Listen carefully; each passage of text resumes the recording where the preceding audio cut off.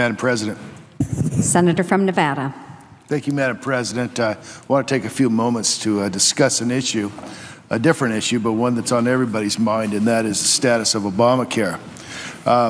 Congress has taken the first step to repeal Obamacare, and I was in the House of Representatives when Obamacare was passed into law.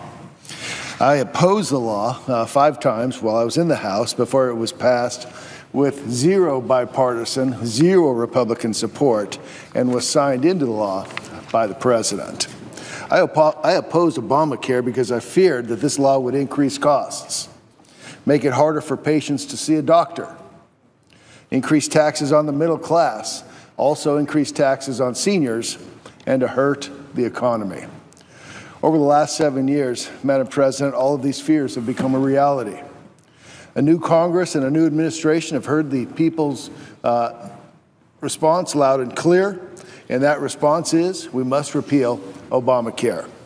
Repealing Obamacare means repealing all of the taxes that go with it. Not part of them, not some of them, but all of them. Obamacare increased taxes on hardworking Americans by $1.1 trillion. Higher taxes leads for more money being taken out of the pockets of hardworking families. And health care costs have increased to a degree where I've heard from Nevadans across the state at all ages, all backgrounds, all with similar concerns. So what I'd like to do, Madam President, is take a moment to read an email that I received just last week from a 13-year-old boy who lives in Las Vegas. And he said, I wanted to write an email to express my concerns about Obamacare and to hopefully persuade you to make a change. My family used to have health insurance until Obamacare kicked in, forced my family to drop our insurance since it tripled the cost, wasn't affordable. We're getting penalized now for not having insurance.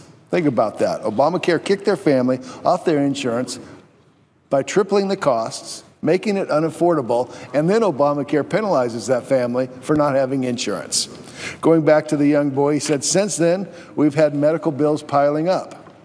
This is an issue with a lot of people, and I don't know a lot about policies, but I do know that something needs to change for the good of the people. And I've heard President Donald Trump say that he will be addressing this issue, and I just hope that you will represent Nevada in favor of getting rid of Obamacare. Well, I can assure my constituents back home in Nevada, and especially this young man that's advocating for his family, that I'm committed to repealing Obamacare. This young man's parents had employer-sponsored health care coverage that took care of their family when they needed medical care.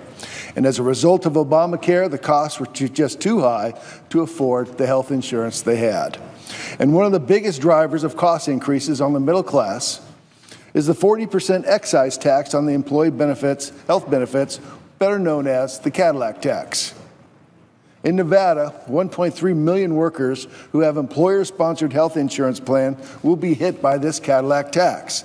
These are public employees in Carson City. These are service industry workers on the Strip in Las Vegas. These are small business owners and retirees across the state.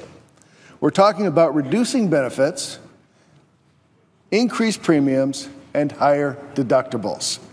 When I first started working on this issue, I knew the devastating impact this tax would have on Nevadans, but also that in order to get anything done, we needed a bipartisan effort to reduce this tax and to eliminate it. So I recruited a good friend by the name of Senator Martin Heinrich from New Mexico. And together we were able to gain huge support on both sides of the aisle.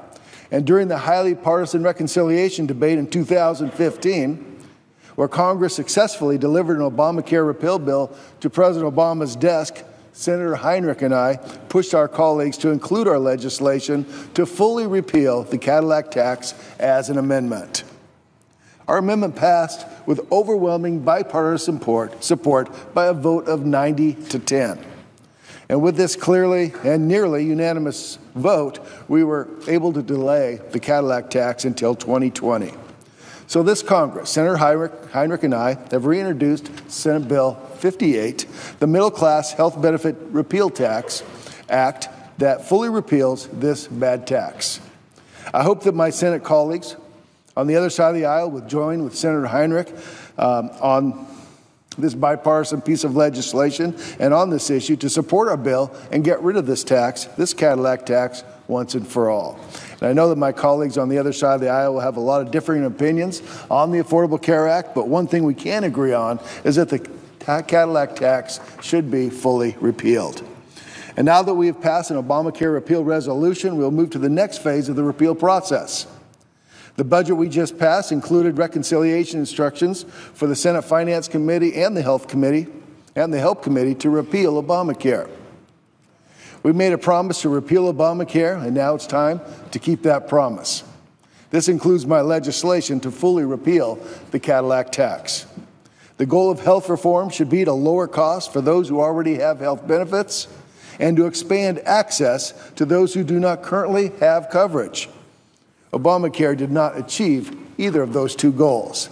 So I'm committed to ensuring that all Americans have access to high-quality, affordable health care.